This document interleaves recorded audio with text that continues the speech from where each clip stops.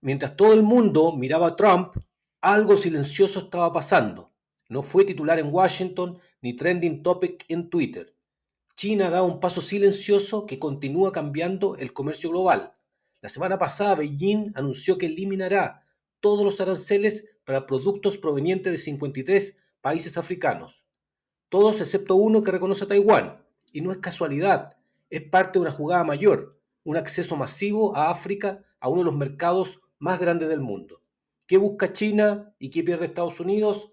En este video te lo explico. El anuncio se dio durante una reunión en China, organizada bajo el marco de la FOCAC, el Foro de Cooperación China-África. Allí el presidente Xi Jinping envió un mensaje claro: estamos dispuestos a extender medidas de cero arancel a 53 países africanos con vínculos diplomáticos con China. Y no es un gesto simbólico. Según Anna Ryder, directora de la consultora Development Reimagined, esto representa un cambio estructural en la relación comercial entre África y China. Hasta ahora, solo los países africanos más pobres recibían este beneficio. Con este nuevo paso, naciones africanas de ingresos medios podrán vender sus productos sin pagar aranceles. Y eso cambia las reglas del juego. Para entender la magnitud de esta jugada, veamos los datos. En 2024, el comercio entre China y África superó los 300.000 millones de dólares y con Estados Unidos solo 71.600 millones de dólares, menos de la cuarta parte. China es sin discusión el socio comercial más importante del continente africano, pero aún hay barreras: idioma, transporte, estándares sanitarios, falta de capacitación. Xi Jinping lo sabe, por eso anunció también medidas de acceso al mercado de aduanas, formación técnica y promoción de productos africanos.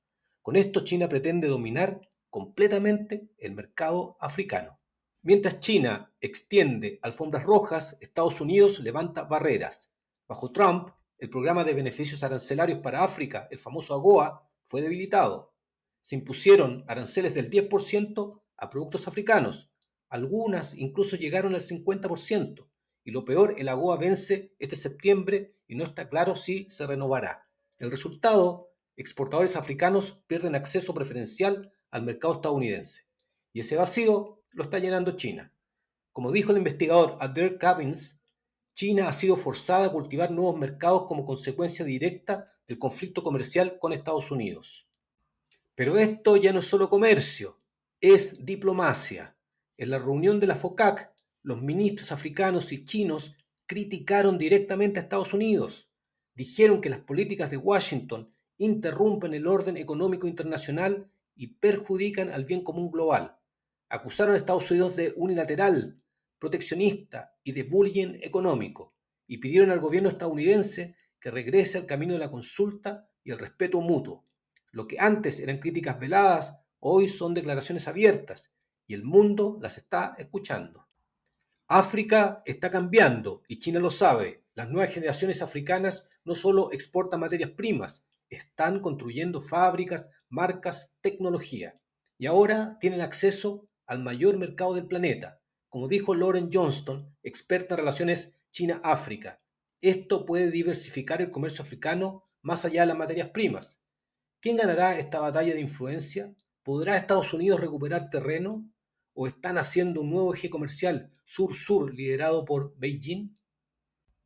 Este movimiento no es casual, es estratégico. China está usando el comercio para redibujar alianzas y África, con sus 1.400 millones de habitantes, es un mercado muy interesante. La pregunta es, ¿lo logrará? ¿Y qué hará Estados Unidos ahora? Y si te interesa cómo se reconfigura el mapa económico global, suscríbete, porque esto recién empieza.